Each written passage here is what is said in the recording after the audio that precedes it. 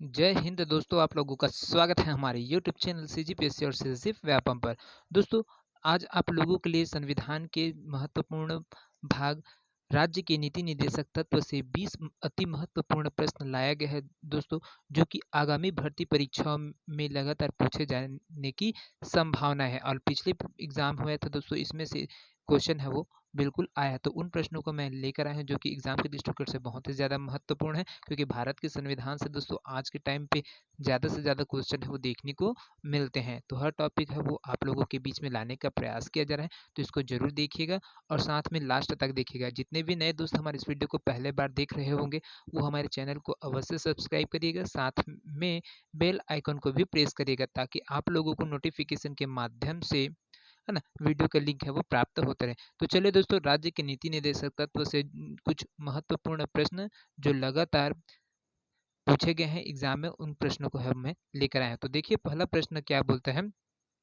पहला प्रश्न है, राज्य के नीति निर्देशक तत्वों में निम्नलिखित में से क्या शामिल है। तो यहाँ पर देखिए दोस्तों कुछ स्टेटमेंट है वो दिया गया है ना, कुछ तथ्य है वो दिया गया है जो क्या है राज्य के नीति निर्देशक तत्व के अंतर्गत है वो शामिल है, और कुछ है वो नहीं है। तो उनमें से जो राज्य के नीति निर्देशक तत्व से मेल खाते हैं और जो है ना उनको है उसको निकाल कर है आपको कूट है उसको बनाना है। तो देखिए यहाँ पर 6 दिया हुआ है ना। तो इसमें देखिए कौन-कौन सा है जो राज्य के नीति निर्देशक तत्व के अंतर्गत आता है। तो पहला है देखिए कृषि और पशुपालन का संगठन, दूसरा में है भारत की संप्रभुता, एकता और अखंडता की रक्षा करना तथा उसे अक्षुण्ण रखना, तीसरा है सार्वजनिक संपत्ति की सुरक्षा तथा हिंसा से दूर रहना, चौथा में पर्यावरण का संरक्षण और संवर्धन दिया है, पांचवा में राष्ट्रीय महत्व के स्मारकों व स्थानों का संरक्षण दिया और छठा में दिया है वैज्ञानिक दृष्टिकोण का रहना। तो इसमें कौन-कौन से जो तत्व है दोस्तों जो आएगा आपका राज्य के नीति निर्देशक तत्व के अंतर्गत शामिल है। तो इसमें देखिए दोस्तों जो आएगा पहला है आपका देखिए कृषि और पशुपालन का जो संगठन किया जाता है वो राज्य के नीति निर्देशक तत्व के अंतर्गत आता है, और इसकी जो व्याख्या है अनुच्छेद है ना अनुच्छेद 48 के अंतर्गत है दोस्तों। ये है देखते हैं जिसमें पशु कृषि और पशुपालन का संगठन है उसके बारे में पूरा वर्णन है ना। दूसरा अगर बात करते हैं दोस्तों तो भारत की संप्रभुता, एकता और अखंडता की रक्षा करना तथा उसे अक्षुण्ण रखना। तो ये दोस्तों आपका जो मौलिक कर्तव्य है ना, मौलिक कर्तव्य है उसके अंतर्गत आ जाता है। उसके बाद देखिए तीसरा सार्वजनिक संपत्ति की सुरक्षा तथा हिंसा से दूर रहना, ये भी दोस्तों आपका क्या है मौलिक कर्तव्य के अंतर्गत है वो आ जाता है, ये भी मौलिक कर्तव्य के अंतर्गत आता है। चौथा देखते हैं पर्यावरण का संरक्षण और संवर्धन करना, है ना। तो पर्यावरण का जो संरक्षण करना है और संवर्धन करना है वो किस में आएगा दोस्तों, आपका जो राज्य के नीति निर्देशक तत्व है उसके अंतर्गत आता है। उसके बाद जो आपका पांचवा है ना राष्ट्रीय महत्व के स्मारकों व स्थानों का संरक्षण करना, वो दिया हुआ है। तो दोस्तों ये भी आपका किसके अंतर्गत आता है, राज्य के नीति निर्देशक तत्व के अंतर्गत है वो आता है। और छठवा में दिया है वैज्ञानिक दृष्टिकोण का विकास करना, तो ये है दोस्तों मौलिक कर्तव्य के अंतर्गत आते हैं। तो देखिए दोस्तों यहाँ पर जो आ रहा है पहला, चौथा और पांचवा, है ना, ये वाला है किसमें आ रहा है आपका राज्य के नीति निर्देशक तत्व के अंतर्गत में इसको शामिल किया गया है।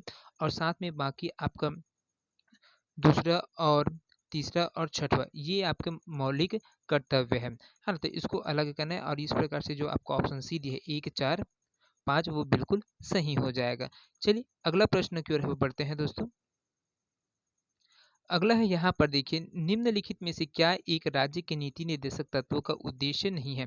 एक कल्याणकारी राज्य की स्थापना करना, सामाजिक आर्थिक कल्याण सुनिश्चित करना, एक धर्मनिरपेक्ष राज्य की स्थापना करना, अंतर्राष्ट्रीय शांति एवं सुरक्षा की अभिवृद्धि और एक धार्मिक राज्य की स्थापना करना। तो यहाँ पर जो राज्य के नीति निर्देशक तत्व के अंतर्गत में जो शामिल उद्देश्य नहीं है दोस्तों, वो कौन सा है दोस्तों, तो वो हो जाएगा आपका ऑप्शन ई है वो बिल्कुल सही हो जाएगा दोस्तों। राज्य के नीति निर्देशक तत्व के अंतर्गत आप एक धार्मिक राज्य की स्थापना है वो नहीं कर सकते। यहाँ पर धर्मनिरपेक्ष राज्य है दोस्तों, भारत क्या है एक धर्मनिरपेक्ष राज्य है ना, धर्मनिरपेक्ष और पंथ निरपेक्ष है दोस्तों, है ना, जिसके कारण से क्या है पंथ निरपेक्ष राज्य की अवधारणा है वो किस में उल्लेखित है, प्रस्तावना में उल्लेखित है, जिसकी वजह से आप धार्मिक राज्य की स्थापना है वो नहीं कर पाएंगे, है ना। तो ये आपका बिल्कुल अलग है और यही आपका बिल्कुल सही आंसर है दोस्तों। चलिए अगला प्रश्न की ओर है वो बढ़ते हैं। अगला प्रश्न क्या बोलता है, भारतीय संविधान का कौन सा भाग अंतर्राष्ट्रीय शांति और सुरक्षा के प्रति राज्य के दायित्व का उल्लेख करता है। तो कौन सा है दोस्तों, कौन सा भाग है जो अंतर्राष्ट्रीय शांति और सुरक्षा के प्रति राज्य के जो दायित्व है उनके बारे में वर्णन करता है। मौलिक अधिकार, मौलिक कर्तव्य, राज्य के नीति निर्देशक तत्व, संविधान के प्रस्तावना या फिर आपातकालीन उपबंध। तो इसमें क्या आ जाएगा दोस्तों, जो अंतर्राष्ट्रीय शांति और सुरक्षा के प्रति राज्य के जो दायित्व का उल्लेख होता है दोस्तों, वो राज्य के जो नीति निर्देशक तत्व है उसके अंतर्गत है वो होता है, क्योंकि राज्य के नीति निर्देशक तत्व के अधीन दोस्तों जो अनुच्छेद है वो 51 है। अनुच्छेद 51 में राज्य क्या है, अंतर्राष्ट्रीय शांति का प्रयास कर रहेगा, इसके बारे में प्रावधान है वो किया गया है। चलिए अगला प्रश्न की ओर है वो बढ़ते हैं। अगला प्रश्न है, भारतीय संविधान का कौन सा अनुच्छेद कहता है कि राज्य की लोक सेवाओं में न्यायपालिका को कार्यपालिका से पृथक करने के लिए राज्य कदम उठाएगा। तो यहाँ पर कौन सा है अनुच्छेद है दोस्तों, जिसमें बोला गया है कि राज्य की जो लोक सेवा है उसमें न्यायपालिका और कार्यपालिका से जो पृथक करने के लिए है वो राज्य अलग अलग कदम है वो उठा सकता है। तो ये किसके बारे में, कौन सा अनुच्छेद में, अनुच्छेद 25, अनुच्छेद 50, अनुच्छेद 35 या फिर अनुच्छेद 55।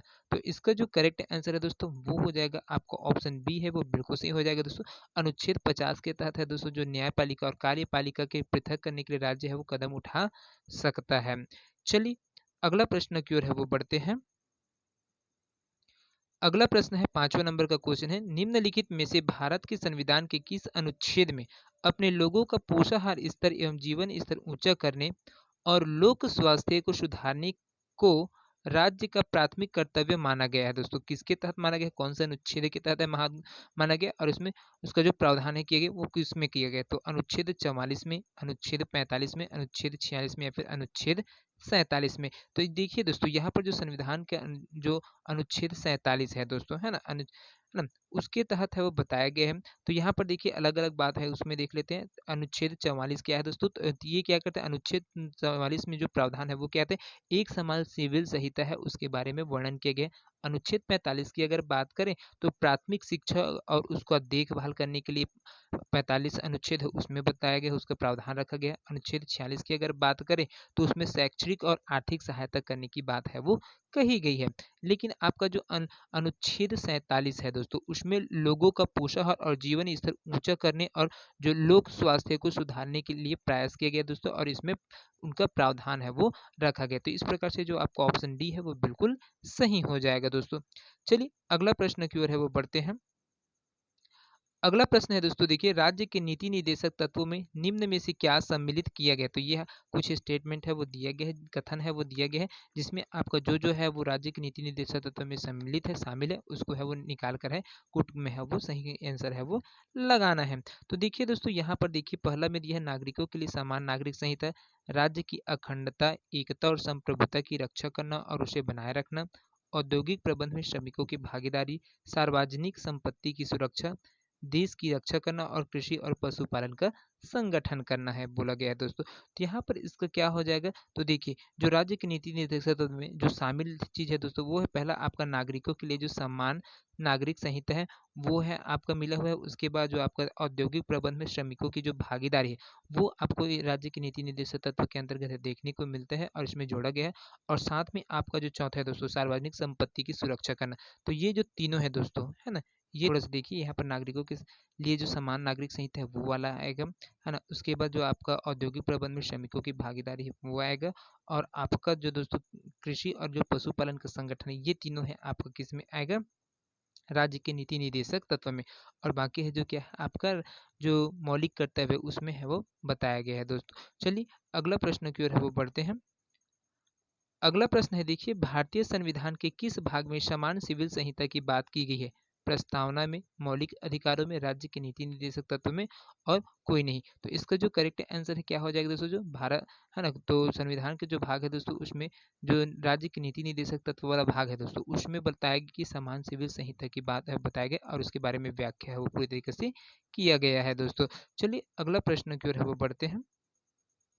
अगला प्रश्न है, भारत के संविधान के अनुच्छेद 40 का जो संबंध है वो किससे है, पंचायती राज से है, अखिल भारतीय सेवाओं से है, अल्पसंख्यक अधिकार से, या फिर इनमें से कोई नहीं है दोस्तों। तो जो अनुच्छेद 40 है दोस्तों वो क्या बोलता है, वो किससे संबंधित है, पंचायत से है दोस्तों संबंधित है दोस्तों, है ना। क्योंकि गांधी जी के जो ग्राम स्वराज की संकल्पना को दोस्तों उनको फलीभूत करने के लिए संविधान के अनुच्छेद 40 में दोस्तों उसके लिए पूरा दिशा निर्देश दिया गया और साथ में उसको क्रियान्वित करने के लिए भी दोस्तों 73वां संविधान संशोधन हुआ था दोस्तों। कौन सा? 73वां संविधान संशोधन अधिनियम है वो 1992 में दोस्तों अधिनियम है वो उसको पारित किया गया। इसी के तहत दोस्तों पूरे भारत में क्या गया था, जो त्रिस्तरीय पंचायती राज व्यवस्था है उसको अपनाया गया और साथ में जो पंचायती राज के संबंध में दोस्तों जो भारतीय संविधान के भाग 9 में दोस्तों कितने में, जो भारतीय संविधान उसके भाग 9 में दोस्तों अनुच्छेद 243 के ए के तहत है ना, अनुच्छेद 243 ए से कितने 243 ओ तक है ना, 243 ए से ओ तक और अनुसूची 11वीं में 29 विषय में इसके बारे में पूरा वर्णन है वो किया गया है दोस्तों। चलिए अगला प्रश्न के बारे में है वो बढ़ते हैं। अगला प्रश्न है दोस्तों, देखिए भारत के संविधान में नीति निर्देशक सिद्धांत किस भाग में वर्णन है? भाग 1 में, भाग 2 में, भाग 3 में या फिर भाग 4 में? तो जो राज्य का नीति निर्देशक तत्व है दोस्तों वो संविधान के भाग 4 में है दोस्तों, इसके बारे में पूर्ण वर्णन है वो मिलता है दोस्तों। चलिए अगला प्रश्न की ओर है वो बढ़ते हैं। अगला प्रश्न है दोस्तों, संविधान के किस अनुच्छेद के द्वारा उद्योग के प्रबंधन में कर्मकारों की भागीदारी का प्रावधान शामिल किया गया है? अनुच्छेद 43 में, अनुच्छेद 43 ए में, अनुच्छेद 45 में या फिर अनुच्छेद 47 में? तो इसका जो करेक्ट आंसर है दोस्तों वो हो जाएगा आपका ऑप्शन बी है वो बिल्कुल सही हो जाएगा दोस्तों, क्योंकि जो भारतीय संविधान के अनुच्छेद 43 ए है दोस्तों उसमें उद्योगों के प्रबंधन में जो कर्मकारों की जो भागीदारी है उसके बारे में पूरा प्रावधान है वो किया गया है दोस्तों। चलिए अगला प्रश्न की ओर है वो बढ़ते हैं। अगला प्रश्न है, कल्याणकारी राज्य की संकल्पना का समावेश भारतीय संविधान के किस भाग में किया गया है दोस्तों? राज्य के नीति निर्देशक तत्व में, चौथी अनुसूची में, मौलिक अधिकारों में या फिर प्रस्तावना में? तो किस में किया गया है दोस्तों, है ना, जो संकल्पना है वो समावेशी भारतीय संविधान, जो कल्याणकारी राज्य की संकल्पना है वो कौन से में किया गया है? तो ये राज्य के नीति निर्देशक तत्व है उसके अंतर्गत है दोस्तों किया गया है ना। चलिए अगला प्रश्न की ओर है वो बढ़ते हैं।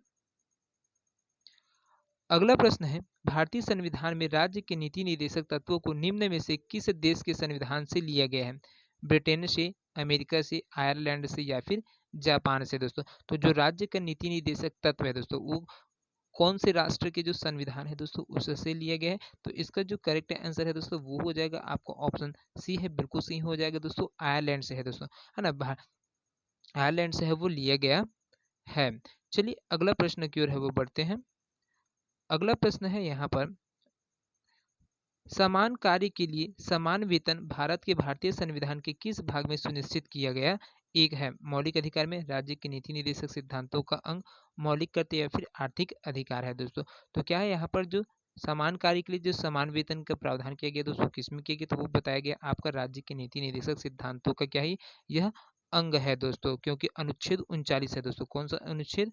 अनुच्छेद 39 के तहत, अनुच्छेद 39 के तहत दोस्तों जो समान कार्य के लिए समान वेतन का वो है वो प्रावधान है वो किया गया है। और साथ में स्त्री और पुरुष दोनों को दोस्तों जो रोजगार है, रोजगार की समानता का है वो अवसर है वो दिया जाता है दोस्तों। चलिए अगला प्रश्न की ओर है वो बढ़ते हैं। अगला प्रश्न है, अधोलिखित में से कौन संविधान के 42वें संशोधन द्वारा नीति निर्देशक तत्वों में नहीं जोड़ा गया है? शोषण से बच्चों एवं वयस्कों की सुरक्षा, समान न्याय तथा निःशुल्क कानूनी सलाह अनुच्छेद 39 का, समान आचार संहिता अनुच्छेद 44 या फिर उद्योगों के प्रबंधन में श्रमिकों की भागीदारी अनुच्छेद 43 का? तो यहाँ पर जो 42वें संविधान संशोधन द्वारा दोस्तों राज्य के नीति निर्देशक तत्व है उसमें नहीं जोड़ा गया था वो कौन सा है दोस्तों? तो वो है समान आचार संहिता अनुच्छेद जो 44 है दोस्तों उसको है इसमें नहीं जोड़ा गया था दोस्तों। जो भारतीय संविधान के जो राज्य के नीति निर्देशक तत्व है दोस्तों उसमें अनुच्छेद 44 है वो क्या है, एक समान सिविल संहिता का है वो प्रावधान है वो किया गया है दोस्तों। 42वें संविधान संशोधन द्वारा दोस्तों जो जोड़े गए जो नीति निर्देशक तत्व के जो तथ्य वो कौन कौन से? तो शोषण से बच्चों एवं वयस्कों की सुरक्षा इसको जोड़ा गया था। उसके बाद समान न्याय तथा निःशुल्क कानूनी सलाह अनुच्छेद 39 है उसको भी जोड़ा गया था। और आपका उद्योगों के प्रबंधन में श्रमिकों की जो भागीदारी है अनुच्छेद 43 इसको है दोस्तों इसके अंतर्गत है वो जोड़ा गया था 42वें संशोधन के तहत। चलिए अगला प्रश्न की ओर है वो बढ़ते हैं। अगला प्रश्न है दोस्तों, राज्य के नीति निर्देशक तत्वों से कौन से अनुच्छेद गांधीवादी विचारधारा से प्रेरित है दोस्तों? तो कौन सा अनुच्छेद है दोस्तों जो गांधीवादी विचारधारा से प्रेरित है? 40, 43, 43 बी, 46 या फिर 38 39 41 42, 43 47 48 या फिर ऑप्शन डी 47 48 50। तो कौन सा वाला जो अनुच्छेद है दोस्तों जो गांधीवादी विचारधारा से प्रेरित है दोस्तों, तो वो है आपका ऑप्शन यह बिल्कुल सही हो जाएगा दोस्तों। यहाँ पर है ना 40 43 43 बी और 46 ये गांधीवादी विचारधारा से है दोस्तों प्रेरित है। चलिए अगला प्रश्न की ओर हम बढ़ते हैं। अगला प्रश्न है, भारत में कौन सा एकमात्र राज्य है जहां सामान्य कॉमन सिविल कोड लागू है? जम्मू एवं कश्मीर, मिजोरम, नागालैंड या फिर गोवा। तो कौन सा है दोस्तों जहां पर कॉमन सिविल कोड है वो लागू है दोस्तों, तो वो है जगह है वो है क्या है, गोवा है दोस्तों, है ना। यहाँ पर है जो ये एक ऐसा राज्य है जहां पर कॉमन सिविल कोड है वो लागू है दोस्तों। चलिए अगला प्रश्न की ओर है वो बढ़ते हैं। अगला प्रश्न है यहाँ पर, भारतीय संविधान का कौन सा अनुच्छेद न्यायपालिका को कार्यपालिका शक्ति से पृथक करता है दोस्तों? अनुच्छेद 47, अनुच्छेद 48, अनुच्छेद 49 या फिर अनुच्छेद 50 या फिर अनुच्छेद 51। तो कौन सा अनुच्छेद है दोस्तों जिसमें न्यायपालिका को कार्यपालिका के शक्ति से क्या है अलग है वो करता है? तो वो है दोस्तों अनुच्छेद 50 के तहत है दोस्तों, इसमें यह प्रावधान है वो है। चलिए अगला प्रश्न की ओर है वो बढ़ते हैं। अगला प्रश्न है, देखिए भारतीय संविधान के किस अनुच्छेद के अंतर्गत निःशुल्क कानूनी सहायता प्रदान की जाती है? अनुच्छेद 39 ए, अनुच्छेद 41, अनुच्छेद 42, अनुच्छेद 43 या फिर अनुच्छेद 43 ए।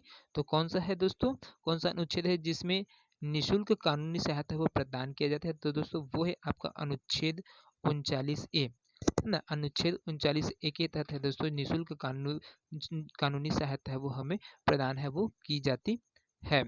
चलिए अगला प्रश्न की ओर हम बढ़ते हैं। अगला प्रश्न है दोस्तों, भारतीय संविधान में कल्याणकारी राज्य का आदर्श कहाँ प्रतिस्थापित किया गया था दोस्तों? संविधान की प्रस्तावना, राज्य के नीति निर्देशक तत्व, मौलिक अधिकार या फिर 7वीं अनुसूची में। तो किसमें है दोस्तों, इसको है वो जोड़ा गया है। तो कल्याणकारी राज्य का आदर्श कहाँ प्रतिष्ठापित है वो किया गया था दोस्तों, तो वो है राज्य के नीति निर्देशक तत्व है वो दोस्तों किया गया था। चलिए अगला प्रश्न है वो देखते हैं।